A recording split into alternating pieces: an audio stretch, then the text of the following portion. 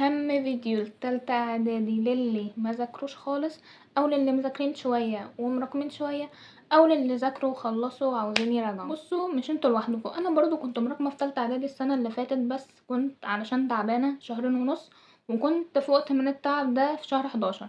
بس هقول لكم طريقتي في ان انا لميت المتراكم عليا، والحمد لله جبت مجموع ثانوي مرتاح ودخلت ثانوي الحمد لله. بصوا، انا كنت باخد كل ماده في يوم يعني او يومين بالكتير قوي، واخلص كل اللي فاتني فيها.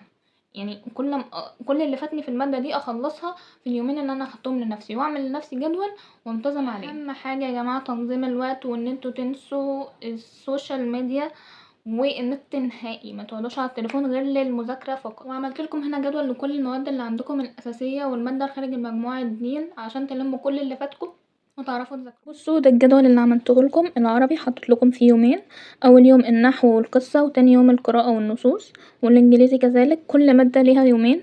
الانجليزي برضو اول يوم يونت 1 وقواعده ونص يونت 2، واليوم اللي بعده نص يونت 2 ويونت 3.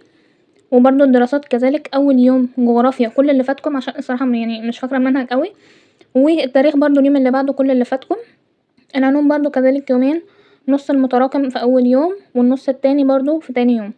الرياضيات برضو قسمتها لكم على يومين، اول يوم جبر كل اللي فاتكم، وتاني يوم الهندسه.